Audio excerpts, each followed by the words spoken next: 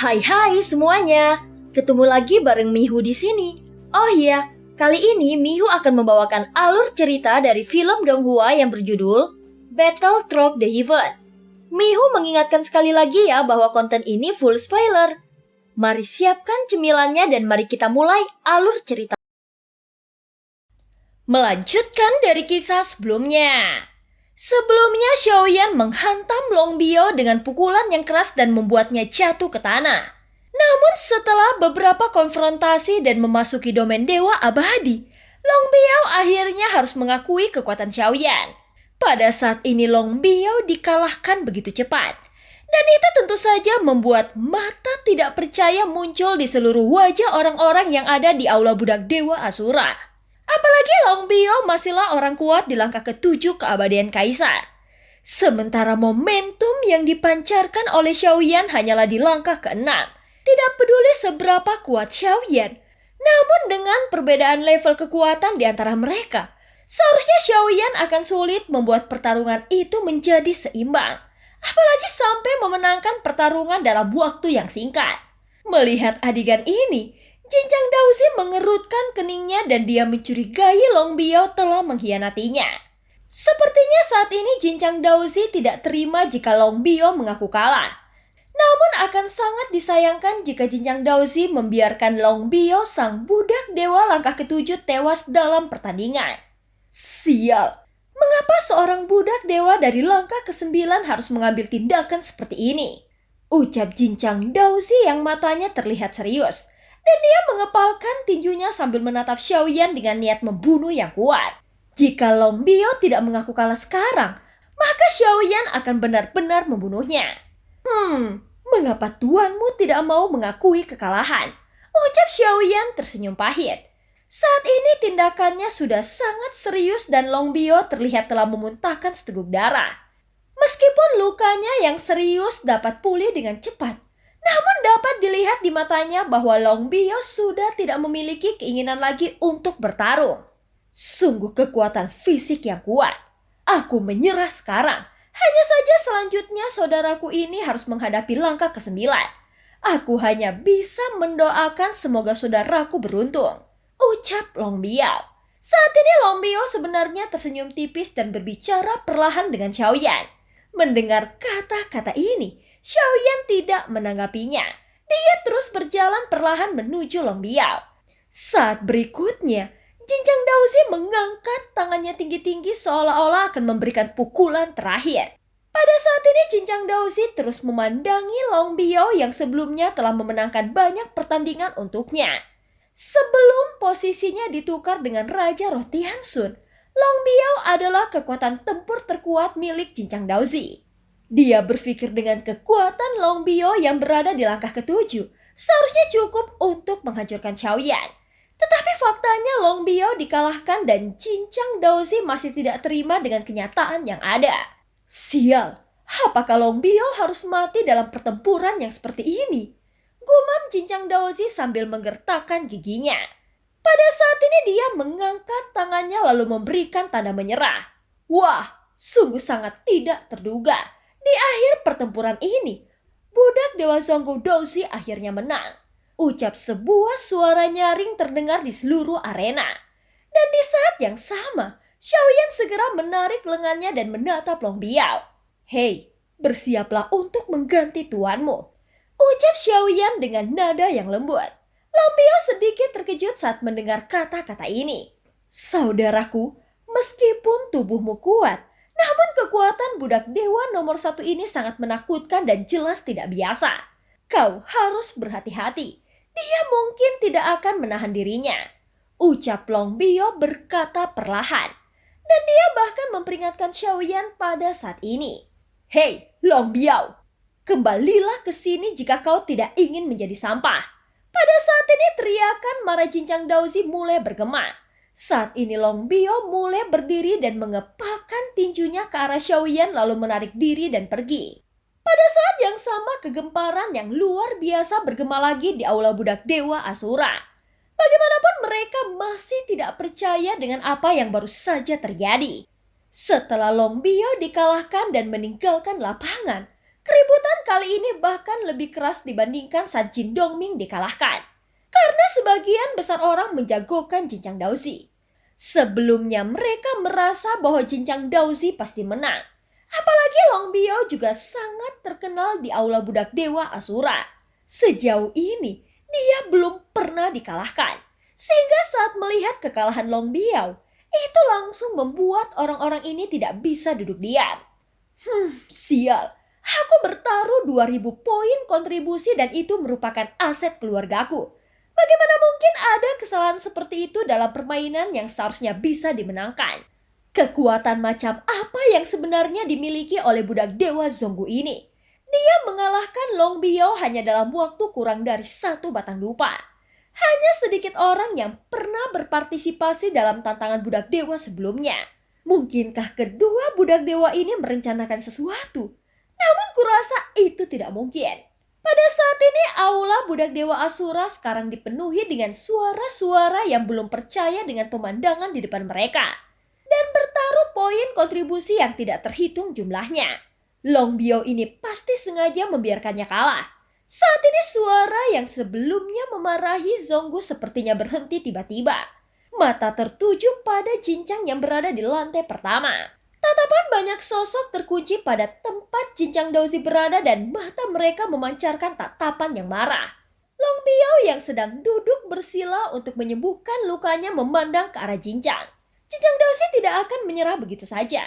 Jika Jinchang Daozi menyerah, bukankah semua poin kontribusinya akan hilang? Jangan takut. Pernahkah kalian mendengar bahwa Jinchang Daozi baru-baru ini mendapatkan budak dewa langkah ke-9? Bahkan jika budak dewa Long Biao tidak mampu mengalahkannya. Namun seharusnya budak dewa langkah ke-9 ini tidak mungkin dapat dikalahkan oleh budak dewa Zonggu. Ucap seseorang. Di tengah keributan itu seseorang yang berpengetahuan segera menyebarkan berita tentang kejadian sebelumnya di aula penukaran.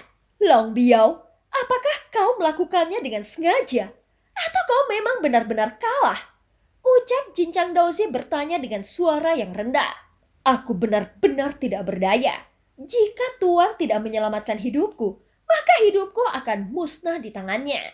Ucap Long Biao ragu-ragu sejenak dan berkata perlahan. Dia tidak menjelaskan secara detail dan tidak memberitahu detail kekuatan Xiaoyan yang dianggapnya terlalu mengerikan. Kau benar-benar tidak berguna. Bagaimana mungkin senjata sekuat pedang dewa pembunuh iblis dan genderang guntur pelebur hati tidak bisa menghadapi lawan seperti itu? Apalagi kekuatannya lebih rendah darimu. Namun mengapa dia mampu menghadapinya? Setelah aku memenangkan pertandingan kali ini, maka kau akan menjadi seperti mereka. Kau akan menjadi basisnya dan kau sudah tidak layak mendapatkan senjata seperti ini lagi. Ucap Jinchang Daozi dengan nada yang tinggi. Pada saat ini ada banyak sosok yang berdiri di belakang Jinchang Daozi. Mereka semua adalah budak dewa Jinchang dan kekuatan mereka juga tidaklah lemah. Oleh karena itu kekuatan dan kemampuan Jinchang Daozi di antara para murid Daozi termasuk yang teratas sekarang. Dia juga memiliki langkah ke-9, sehingga kekuatan Jinchang Daozi telah ditingkatkan lagi. Setelah mengambil alih 2 budak dewa Zonggu Daozi, aku akan benar-benar menjadi orang nomor 1 di antara murid Daozi. Ucap Jinchang Daozi menggertakkan giginya. Dan kemudian menatap Tianxun yang tampak tanpa ekspresi seolah-olah dia belum menyerah saat ini. Tianxun, pergilah dan kalahkan orang yang ada di arena itu. Kau tidak boleh gagal. Kalau tidak, aku akan membunuhmu. Ucap Jinchang Daozi. Pada saat ini pikiran Jinchang bergerak saat dia berbicara dan leher Tianxun tiba-tiba menyala. Tanda budak di lehernya begitu panas sehingga menyebabkan energi dan darah di tubuhnya melonjak. Tianxun sebenarnya berniat menghilangkan kendali atas tubuhnya. Namun mata Tianxun tiba-tiba membeku. Semua kekuatan yang ada di tangannya justru menyebabkannya kehilangan kendali. Dan bahkan mengandung kekuatan penghancuran diri. Walaupun Tianxun memiliki jantung biru, namun dia sepertinya takut akan penghancuran diri. Sial, segel ini sangat aneh. Jika semua tubuhku hancur dengan sendirinya, maka kekuatanku pasti akan turun lagi. Dan terobosan menuju keabadian dewa akan semakin jauh. Ucap Tianxun bergumam di dalam hatinya. dan matanya tiba-tiba menatap Xiaoyan yang sedang memakai sebuah topeng. Saat Tianxun merasakan auranya, dia sedikit mengerinya. Apa? Hanya langkah kelima. Tianxun sepertinya menyadari adanya keanehan. Lalu dia menoleh melihat ke arah Long Biao yang membuatnya merasa ada yang salah. Kekuatan orang ini sudah berada di langkah ketujuh keabadian Kaisar. Namun mengapa dia bisa kalah dari langkah kelima itu? Ucap Tianxun. Melihat dari pertempuran tadi, sangat sedikit kekuatan keabadian yang telah dilepaskan. Dan dia menjadi semakin merasa ada yang salah. Mungkinkah dia memiliki tubuh keabadian?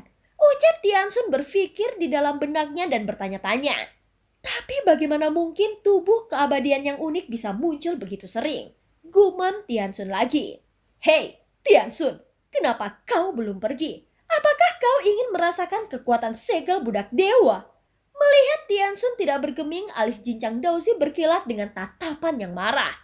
Meskipun Jinchang Daozi memarahi Tianxun dengan keras, namun dia tidak lagi terlihat sombong. Sekarang tidak ada cara baginya untuk melarikan diri dan dia hanya bisa mendengarkan kata-kata Jinchang Daozi.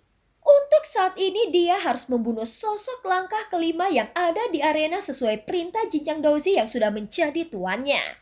Tianxun mengambil satu langkah ke depan dan segera menangkupkan tinjunya ke arah Jinchang. Alis Jinchang sedikit terangkat. Dia merasa lega dan mengangguk sedikit. Saat berikutnya sosok Tianxun perlahan terbang keluar. Namun dia tidak berubah menjadi pelangi panjang. Dan dia juga tidak menunjukkan momentum yang kuat. Namun saat dia menuju arena, perasaan menindas dari tubuhnya sudah menyebar di aula budak dewa Asura. Wah, orang kuat dari langkah ke-9. Tekanan semacam ini memang benar layak menjadi budak dewa di langkah ke-9. Selama ini jarang dapat ditemukan budak dewa langkah ke-9 di seluruh dunia kuno dewa abadi dan iblis. Dengan budak dewa ini, Jinchang Daozi pasti akan memiliki kejayaan tidak terbatas di masa depan. Ucap suara dari kerumunan mulai tersebar di sekitarnya. Bagaimanapun keabadian Kaisar bukanlah eksistensi yang mudah ditangani. Saat menyaksikan sosok Tianxun turun ke arena, satu demi satu sorak-sorai melonjak ke langit, seolah-olah bergema di seluruh alam dewa iblis abadi. Saat ini terlihat ada banyak sekali sosok yang berada di istana megah itu. Dan sosok-sosok itu bergerak menuju ke dalam istana. Mengapa aula budak dewa Asura terdengar begitu ramai hari ini? Ucap sesosok cantik duduk di atas singgasana yang ada di bagian terjauh aula. Dan ada juga sekelompok sosok yang sedang berdiri jauh darinya. Dengan jarak seperti itu, hampir mustahil untuk melihatnya dengan jelas. Saat ini hanya suaranya yang tajam terdengar jelas dari kejauhan. Yang mulia, izinkan aku melaporkan. Saat ini ada 2 murid Daozi yang telah membuat tantangan untuk budak dewa mereka. Sehingga suasana aula budak dewa Asura menjadi sangat hidup hari ini.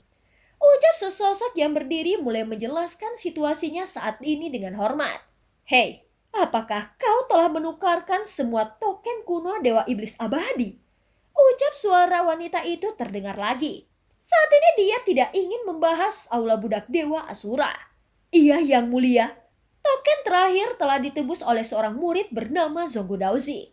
Dan sebanyak 10 token kuno dewa iblis abadi telah ditebus olehnya.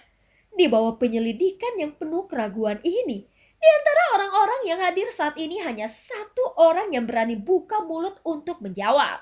Hanya saja di antara 10 Daozi ini, kekuatan yang dimiliki Zonggu Daozi adalah yang terlemah. Dan kekuatannya hanya berada di langkah kedua keabadian Kaisar. Jadi apakah yang mulia ingin menggantikannya dengan yang lainnya? Jika dia memasuki gerbang kuno dewa iblis abadi, dengan kekuatannya saat ini aku khawatir itu tidak akan berpengaruh apapun. Sebaliknya dia justru hanya akan membuang-buang kesempatan. Kali ini sosok yang berkata adalah seorang lelaki tua berambut putih dan berjenggot. Dia mengenakan jubah sutra putih yang berkilau. Meskipun pria ini sudah kelihatan tua, namun tidak ada kerutan di wajahnya. Dia juga memiliki alis mata yang tajam seperti pedang dengan mata yang berkilau seperti bintang. Sehingga fitur wajahnya mirip dengan seorang pria muda. Namun begitu suaranya keluar, sebuah momentum tiba-tiba langsung menyebar. yang membuat semua sosok yang berada di aula langsung diselimuti dengan aura yang sangat kuat. Bahkan sosok yang berbicara sebelumnya tiba-tiba mengeluarkan darah dari mulutnya. Yang mulia, tenanglah, ucap sosok lainnya membuka mulutnya. Hei, apakah dalam hal ini kau ingin ikut campur juga? Bukankah aku sudah mengatakan bahwa token Dewa Iblis Abadi dapat ditebus oleh siapa saja? Dan tidak ada yang boleh ikut campur dalam masalah ini. Saat berikutnya terdengar suara teriakan dari kejauhan. Yang mulia, mohon tenang. Aku tidak akan pernah ikut campur sedikit pun dalam masalah ini. Lagi pula, ke-10 orang itu menukarkannya secara sukarela. Ucap pria yang berambut putih menangkupkan tinjunya dengan hormat. Namun terlihat dengan jelas ada ketakutan terpancar dari matanya. Kau seharusnya memahami, situasi ini sangat memprihatinkan. Jadi jangan sampai ada kesalahan dalam langkah ini. Jika kau atau bahkan aku yang membuat kesalahan, maka semua orang akan hancur. Sekarang segera panggil 10 orang ini untuk segera pergi ke gerbang kuno Dewa Iblis Abadi untuk menemukan cara mengatasi situasi ini. Setelah beberapa saat suara dari kejauhan terdengar lagi. Selama suara itu keluar, tiba-tiba ada kekuatan besar mendorong semua orang keluar dari dalam istana. Sehingga membuat semua orang menjadi sedikit malu. Kemudian dengan cepat mereka menstabilkan tubuhnya. Ini benar-benar membingungkan. Jika benar-benar ada cara untuk memecahkan situasi ini di gerbang kuno Dewa Iblis Abadi, mengapa kita masih membiarkan orang-orang lemah ini untuk pergi? Bukankah kemungkinan berhasilnya akan lebih kecil? Ucap pria berambut putih berbicara perlahan. Sudahlah, jangan berbicara omong kosong lagi. Bagaimanapun kita tidak tahu apa yang direncanakan Yang Mulia. Jadi lakukan saja apa yang telah diatur oleh Yang Mulia. Lagi pula sekarang lebih sedikit para penyusup yang bisa ditangkap. Dan ini menunjukkan bahwa orang-orang kuat yang memasuki dunia Dewa Abadi dan Iblis telah menyadari jebakan kita. Jika situasi ini terus berlanjut, maka dunia kuno Dewa Abadi dan Iblis akan mengalami situasi yang sangat buruk. Ucap sosok lainnya langsung menanggapinya. Iya, kau benar. Namun sebenarnya jumlah penyusup yang masuk terus meningkat. Dan aku juga telah menemukan bahwa dari mereka telah menjara sumber daya dengan gila-gilaan. Dan yang paling mengerikan mereka adalah orang-orang dari dunia Taisu. Sekarang mereka telah menjara sumber daya dengan terang-terangan di sebuah bintang raksasa. Ucap sosok lain berkata lagi, apa? Di mana mereka menjara sumber daya? Bintang-bintang itu dihuni oleh makhluk hidup yang tidak terhitung jumlahnya. Jika ini terus berlanjut, maka bintang dan alam akan rusak. Kecuali kita memiliki lebih banyak orang kuat yang datang ke dunia ini untuk merebut takdir dunia kuno Dewa Abadi dan Iblis. Jadi kita harus melanjutkan rencana ini. Bagaimanapun juga, sumber daya dunia ini akan semakin kecil. Setelah kita kehilangan sumber daya, maka kehampaan akan runtuh dan dunia hancur berantakan. Pada akhirnya semuanya akan berubah menjadi ketiadaan. Oleh karena itu, Yang Mulia sedang mencari cara untuk memecahkan situasi ini. Jadi yang harus kita lakukan sekarang adalah menemukan orang-orang itu. Saat ini mereka tidak semerta pergi. Sebaliknya mereka berdiri dan berdiskusi satu sama lain. Iya, sepertinya ada masalah. Sekarang karena ada beberapa pemegang token kuno Dewa Iblis Abadi yang tidak berada di alam Dewa Iblis. Jadi aku akan mendistribusikan daftarnya kepada kalian untuk mencari mereka. Dan kita harus mengumpulkan mereka sesegera mungkin. Kemudian undang mereka ke aula utama untuk menemui Yang Mulia. Mendengar itu semua orang mengangguk dengan patuh. Saat berbicara, pria berambut putih itu juga mengeluarkan selip batu giok dan segera membagikannya. Saudaraku, kalian harus menemukan masing-masing satu orang. Jika kalian bertindak sendiri-sendiri, maka kalian akan mendapatkan hasil 2 kali lipat dengan setengah usaha. Setelah semua orang menerima 10 selip batu giok, mereka melihat ada nama-nama yang berbeda yang terukir di atasnya. Dan di dalam selip batu giok itu juga tertulis rincian kekuatan mereka masing-masing. Pada saat ini salah satu sosok melihat lagi nama pada selip batu giok di tangannya yang membuat alisnya sedikit terangkat. Tentu saja sosok ini sangat familiar dengan orang-orang yang harus ditemukannya. Catatan pada selip batu giok sangat jelas. Aku tidak ingin terus berbicara omong kosong lagi. Jadi mari kita mulai mencari mereka. Jika ada yang tidak berada di alam dewa iblis abadi, maka cepat temukan mereka dengan cara apapun. Tidak peduli berapapun biayanya. Tapi ingat, kalian harus kembali secepat mungkin setelah kalian menemukan mereka. Ucap pria berambut putih itu berkata lagi. Mendengar itu semua orang mengangguk sedikit. Setelah kata-kata itu jatuh, masing-masing sosok langsung bergegas dan mereka semua menghilang begitu saja. Jelas masing-masing sosok ini memiliki kekuatan yang luar biasa. Hanya saja mereka sepertinya menyembunyikan auranya. Setelah beberapa saat hanya ada bayangan yang tersisa di atas awan. Kemudian sosok yang sebelumnya mengangkat alisnya sedikit bergumam dengan pelan. Zonggu Dauzi, dia penukar token kuno Dewa Iblis Abadi terakhir. Kali ini sepertinya aku cukup beruntung. Aku merasa dia seharusnya masih berada di alam Dewa Iblis. Jadi seharusnya tidak sulit bagiku untuk menemukannya.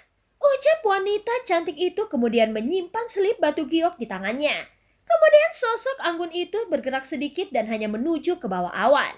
Mungkin jika Jincang melihat wanita cantik ini, dia pasti sudah tidak asing lagi karena wanita cantik ini adalah Yuyan yang pernah menampar wajah Jincang Daozi di aula penukaran. Pada saat ini di dalam istana, wanita cantik lainnya yang sedang duduk di ujung kemudian perlahan berdiri. Dan di telapak tangannya yang seperti batu giok ada sebuah pil obat mujarab yang muncul. Setelah mata indahnya menatap pil obat mujarab itu, dia segera memasukkan pil obat mujarab tersebut ke dalam mulutnya.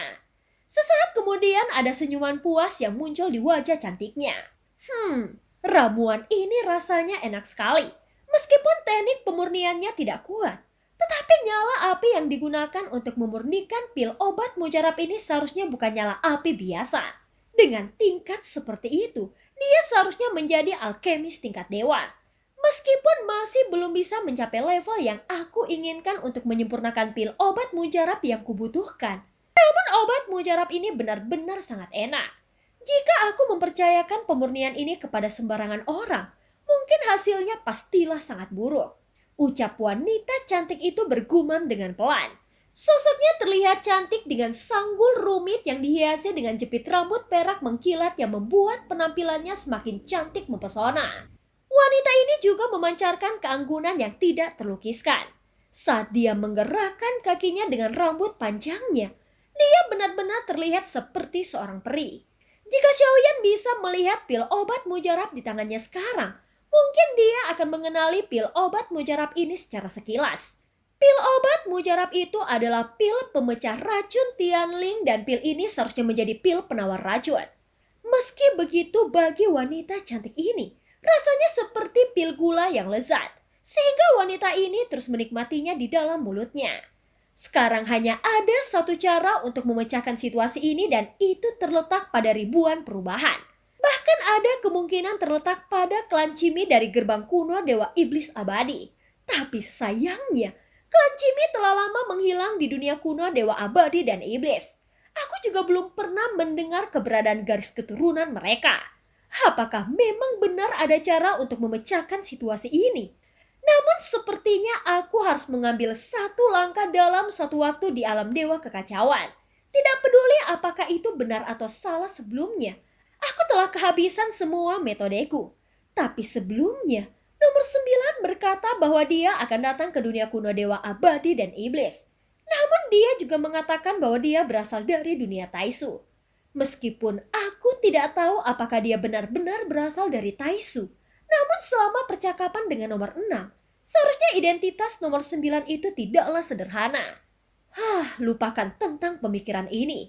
Tidak peduli dari mana asalnya, yang pasti akan sangat menyenangkan jika dia benar-benar datang ke dunia kuno Dewa Abadi dan Iblis.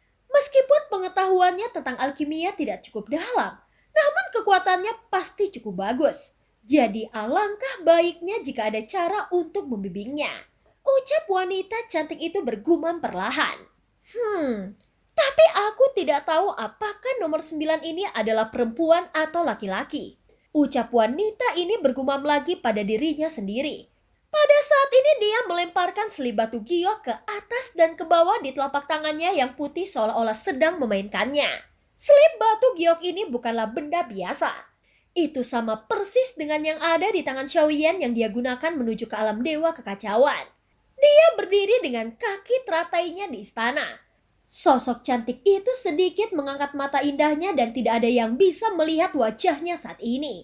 Namun jika seseorang bisa melihatnya, mereka pasti akan berpikir bahwa wajah ini tampak mirip dengan Yuyan. Dia bergumam pada dirinya sendiri sejenak lalu membalikkan telapak tangan putihnya. Setelah membawa selip batu giok pergi, tubuhnya bergerak dan menghilang ke dalam istana. Sementara itu pertempuran antara Tianxun dan Xiaoyan di aula budak dewa Asura akan segera pecah. Hahaha, sungguh mengejutkan bahwa langkah ke-9 Kabaden Kaisar juga jatuh ke dalam perangkap dan menjadi budak dewa.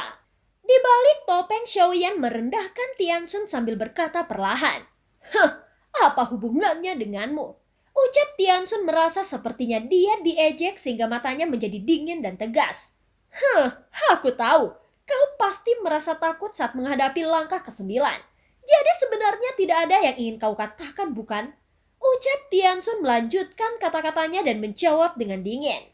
Aku tidak bisa mengatakan kalau aku takut. Tetapi aku memang belum pernah membunuh orang kuat dari langkah ke-9 sebelumnya. Jadi tidak dapat dihindari kalau aku jadi lebih bersemangat sekarang. Ucap Xiaoyan mengangkat bahunya. Mendengar kata-kata itu mata Tianxun menjadi sangat gelap. Karena dia benar-benar tidak bisa merasakan aura mendesak dari tubuh Xiaoyan. Aku sangat yakin bahwa kau tidak dapat menerima satupun gerakanku. Meskipun Tianxun sedikit ragu, namun dia yakin dengan kekuatannya sendiri. Dia masih penuh percaya diri sepertinya dia tidak pernah mengkhawatirkan hidup dan matinya. Selama percakapan antara keduanya, perisai cahaya emas sekali lagi menguat. Tentu saja aula budak dewa Asura tidak berani meremehkan kekuatan tempur langkah ke-9 keabadian Kaisar. Hahaha, begitukah? Kalau begitu mohon Yang Mulia Tianxun untuk mengambil tindakan. Mendengar kata-kata Xiaoyan, Tianxun mengerutkan keningnya. Dia merasa ada suatu hubungan antara dirinya dengan sosok yang berada di depannya. Namun dia merasa bahwa itu bukanlah hubungan yang baik. Saat berikutnya Xiaoyan mengulurkan lengannya dan mengangkat jarinya ke arah Tianxun. Mata Tianxun menjadi dingin dan dia mencoba meraih Xiaoyan dengan 5 jarinya dari udara. Teknik ketiga Tianji, genggaman hantu jahat. Teriak Tianxun dengan suara yang dalam. Lalu telapak tangan hitam ungu yang dipenuhi dengan kekuatan ganas dan tidak tertandingi merobek ke arah Xiaoyan. Seolah-olah itu menghancurkan Xiaoyan menjadi berkeping-keping. Saat berikutnya terlihat sosok Xiaoyan yang ditutupi oleh cakar hitamnya. Kau tidak mungkin dapat membebaskan diri, ucap Tianxun sambil mencibir. Dan saat dia selesai berbicara, kabut hitam tiba-tiba meledak. Dan salah satu sosok itu bergegas keluar dan langsung pergi ke langit. Dan saat dia selesai bergumam, kabut hitam tiba-tiba meledak. Dan salah satu sosok itu bergegas keluar dan pergi langsung ke langit. Terlihat Tianxun berdiri dengan tangan di belakang punggungnya seolah-olah dia punya rencana dalam pikirannya. Tianxun merasa jika mereka berhadapan satu sama lain, maka dia tidak mungkin takut dengan langkah kelima sama sekali. Dan jika lawannya tidak bersembunyi dari serangannya barusan, maka dia akan meledak dengan sangat keras. Namun saat melihat sosok Xiaoyan masih baik-baik saja, secara alami dia masih terkejut dan merasa ini bukanlah pertanda baik. Tianxun juga mengangkat lengannya saat ini yang diselimuti kekuatan keabadian dan meninju ke arah wajah Xiaoyan dengan penuh percaya diri. Pada saat ini suara tabrakan yang menakjubkan meledak di dalam arena. Dan dalam sekejap kekuatan mengerikan itu seperti gelombang yang menyebar lapis demi lapis. Terdengar ada suara keras di perisai emas dan garis-garis retakan segera muncul. Namun perisai cahaya itu dengan cepat kembali stabil karena ternyata ada cukup banyak orang kuat yang bertugas untuk menstabilkan formasi pelindung ini. Jika tidak, maka pertarungan antara keduanya akan menyebabkan korban yang tidak terhitung jumlahnya dalam sekejap. Dampak pukulan kedua makhluk abadi itu cukup untuk membunuh dewa petarung yang kekuatannya di bawah bintang 9. Bahkan jika menabrak bintang, maka bintang yang berukuran sedang pun akan langsung dihancurkan. Untungnya Yang Mulia telah meninggalkan begitu banyak perlindungan jarak dekat di arena budak Dewa Asura. Setelah keduanya secara resmi mulai bertarung, sorak-sorai di aula budak dewa Asura mulai bergema. Dan beberapa bahkan lupa memasang taruhannya karena mereka tercengang dan fokus dengan pemandangan ini. Tentu saja yang menonton pertempuran seperti ini merupakan wawasan langka bagi banyak orang kuat. Dan ini juga bukanlah tontonan yang bisa disaksikan kapan saja. Pada saat ini Cincang Daozi melihat ke dalam arena dan pupil matanya tiba-tiba menyusut. Dia melihat Xiaoyan yang menggunakan topeng sebenarnya dapat bertarung melawan Tianxun. Dan reaksi pertama budak dewanya adalah melepaskan ketegangannya. Saat berikutnya, pikiran Cincang Daozi bergerak dan Tianxun langsung merasakan panas di lehernya. Hei, jika kau berani bermain-main, kau akan mati di tempat. Kekuatan di langkah ke-9 dibatasi pada satu batang dupa. Kau harus membunuhnya dalam waktu setengah batang dupa atau aku akan menyingkirkanmu. Kemarahan Cincang Daozi terus terdengar di benak Tianxun. Mata Tianxun tiba-tiba menjadi suram. Sebelumnya dia ingin mematahkan tanda budak ini. Namun dia tetap gagal mematahkannya setelah mencobanya dengan beberapa metode. Dia dan Raja Roningyao tidak pandai dalam teknik pengekangan. Jadi sangat wajar sulit untuk mematahkannya. Mereka menemukan hanya ada satu cara untuk berhasil, yaitu memilih untuk menghancurkan diri sendiri dan membentuk kembali tubuhnya. Namun jika mereka menghancurkan tubuhnya sendiri, maka kekuatan mereka pasti akan turun dan mereka masih belum mengetahui keberadaan mereka sekarang. Sekalipun mereka dapat membentuk kembali tubuhnya dan menghilangkan tanda budak dewa, mereka takut akan sulit untuk melarikan diri dari tempat ini. Sial, jika suatu hari nanti aku dapat melepaskan diri dari tanda budak sampah ini, kau pasti akan menjalankan kehidupan yang lebih buruk daripada kematian.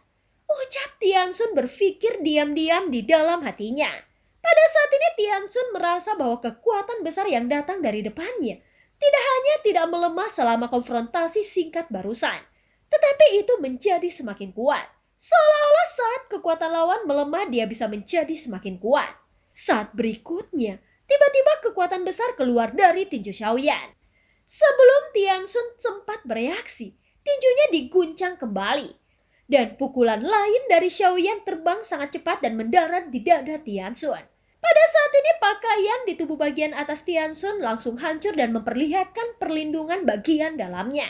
Dia tiba-tiba menembak ke belakang sejauh beberapa kaki dan menginjak tanah dengan keras. Pada saat yang sama Xiaoyan langsung bergegas ke arahnya lagi dengan telapak kakinya sebelum Tianxun bisa menstabilkan sosoknya. Saat ini matanya dipenuhi dengan keterkejutan. Kemudian dia menundukkan kepalanya dan melihat ada pantulan sosok yang sangat jelas di baju besi bagian dalamnya.